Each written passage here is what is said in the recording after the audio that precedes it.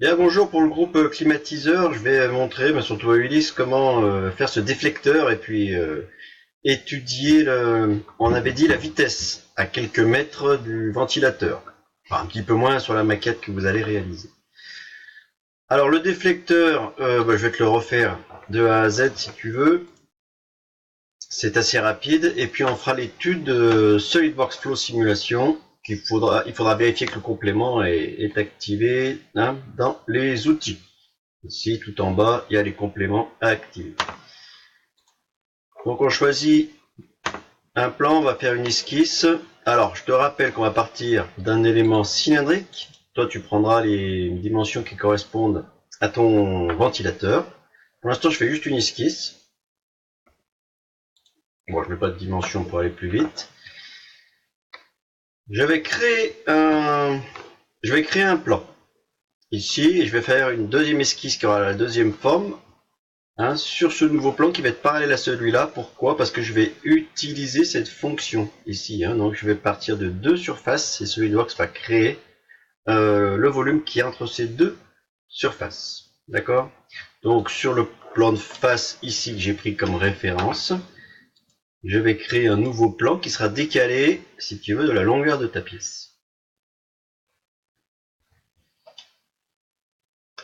Donc je vais décaler ce plan. Je vais mettre 50 par exemple, 50 mm, tu définiras toi la distance que tu veux par rapport à ce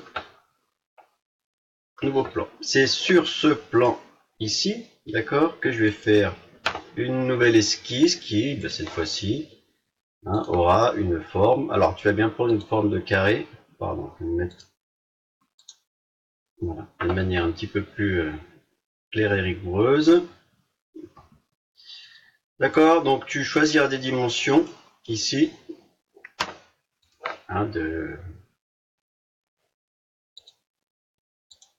manière à avoir un objet qui corresponde à ce que vous voulez.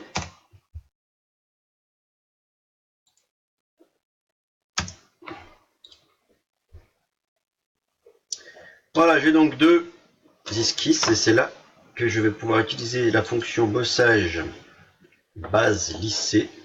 Je sélectionne mes deux esquisses, première esquisse, deuxième esquisse, voilà, et lui tout seul nous fait la suite. Alors, à la place d'une ligne droite ici, d'accord, si tu veux, tu peux rajouter des courbes ou des splines, et que tu sélectionneras pour lui donner une forme un peu plus jolie, entre guillemets, ou plus adaptée. Pour nous, pour l'instant, on laisse sous cette forme. Donc, voilà rapidement notre élément. Ensuite, je vais faire une fonction coque. On va laisser quand même assez d'épaisseur.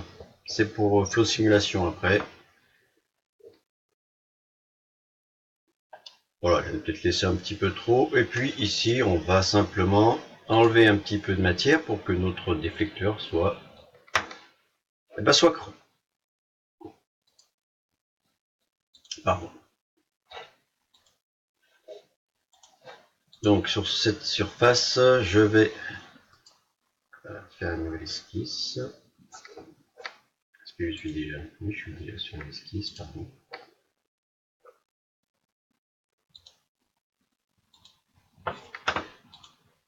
Et je vais enlever un petit peu de matière.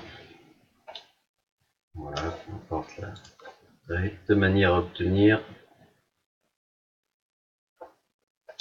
un dispositif creux. Bon, je vais peut-être aller un petit peu loin, tu enlèveras de manière juste à effleurer et puis de garder la forme cylindrique. Voilà pour ma pièce. Je l'enregistre. Pardon.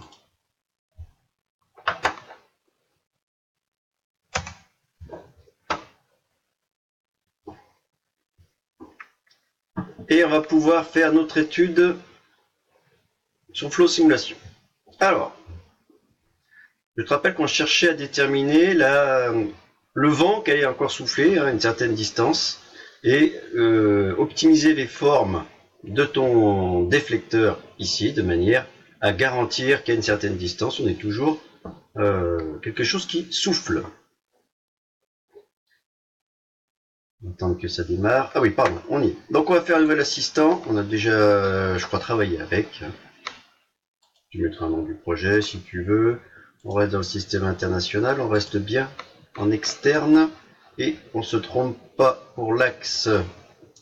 On n'oublie pas, hein, il est ici, donc nous on a un axe Z qui sera notre axe de référence. Ensuite on va choisir l'air comme gaz, rugosité S. Ici on va choisir, et c'est là qu'il faudra que tu détermines, hein, je vous ai mis comme information, il faut déterminer la vitesse du vent, donc avec un anémomètre, hein, je vous ai mis ça dans les informations, la vitesse du vent, moi je vais mettre 3 mètres secondes, à la sortie de votre ventilateur. Ça sera cette information, hein, que vous aurez détecté, mesurée avec l'anémomètre qu'il faudra rajouter ici. Donc 3 mètres secondes qui vont souffler par derrière, donc dans le même sens, j'ai pas mis moins 3, d'accord, ici. Le domaine de calcul qui est ici va correspondre en fait à la soufflerie qu'on est en train de créer. Et on va s'arranger pour que cette soufflerie, hein, soit collée au rectangle de manière à que soit entre guillemets, hein, que l'air qui va souffler à travers cette soufflerie soit étanche. Donc on va essayer de garder le plus proche possible de notre rectangle, ou carré, hein, je ne sais pas comment tu définiras ta zone. Voilà. Ça sera plus simple.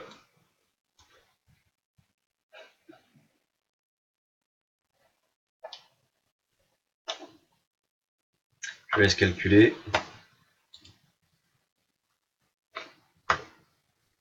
Bon voilà, bref, j'ai essayé de faire coller mon domaine de calcul, c'est-à-dire ma soufflerie entre guillemets, le plus près possible de mon déflecteur. D'accord.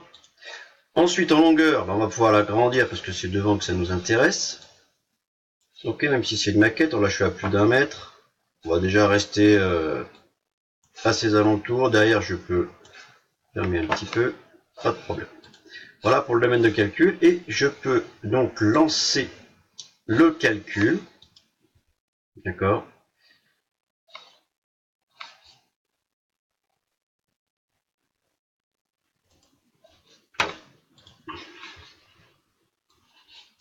Donc ici, hein, il est un petit peu long comme toujours. Donc on finit le calcul et je reviens dans quelques minutes. Bon, son calcul est terminé. Je le laisse dans un coin et on va pouvoir lui définir des objectifs. Alors c'est là où on va mettre un objectif ponctuel. D'accord. Et on va venir définir, alors déjà on va choisir notre objectif qui, je vous rappelle, est la vitesse en Z, essentiellement, hein. Et on va venir définir un point, il en propose un déjà par défaut, ici. Et c'est à cet endroit-là que les informations, l'objectif, hein, qu'on a défini sera validé. Bon écoute, on va laisser celui-là, sinon tu peux modifier les cotes, si on a dit qu'on se mettait, je crois, à 1 mètre. On va essayer de se mettre ici. Ok, donc voilà notre objectif de défini. D'accord. Donc j'ajoute un point, je le définis à 1 mètre, ça dépendra de l'échelle de la maquette, hein, je me rappelle plus ce qu'on a dit. D'accord. Ensuite, eh bien, on va observer les résultats. Alors auparavant, si on veut, on peut, toujours sympathique, observer les lignes de courant et vérifier si on a des bonnes informations au niveau de nos impressions, on va dire. Je vais choisir peut-être ce plan-là, je sais pas. Ici, on va prendre ce plan-là et de là va ressortir nos lignes de courant soumis. On a mis 3 mètres par seconde.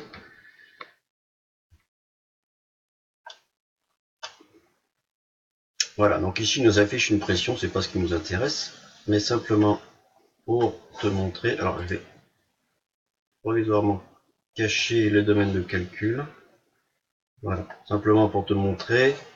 Alors si on veut rajouter ligne de courant, on va rajouter un petit peu des lignes parce qu'on n'en a pas beaucoup, et avec une vingtaine de lignes, on pourra en mettre une centaine, c'est un peu plus long à calculer.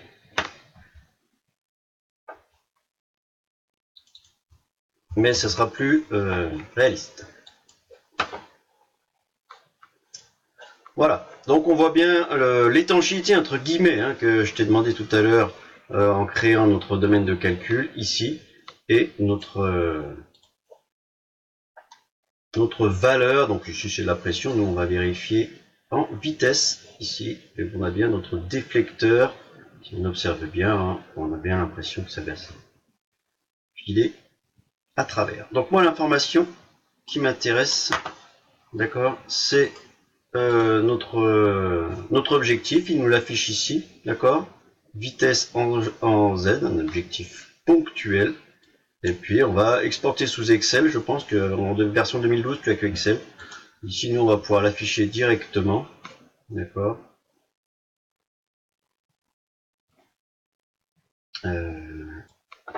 Oui, pardon, donc je reviens, j'ai corrigé, en fait j'ai oublié de relancer le calcul une fois qu'on a mis un nouvel objectif, quel qu'il soit, on relance le calcul, on le poursuit, je vais pas le faire, je viens de le faire, et cette fois-ci effectivement on va avoir les résultats de ce calcul. Alors comme je te disais, tu peux exporter les Excel, ici on l'affiche directement, et voilà le point, la valeur en mètres secondes au point qu'on a déterminé, d'accord, qui est de 2,46 mètres par seconde à 1 mètre, je dirais, de notre déflecteur.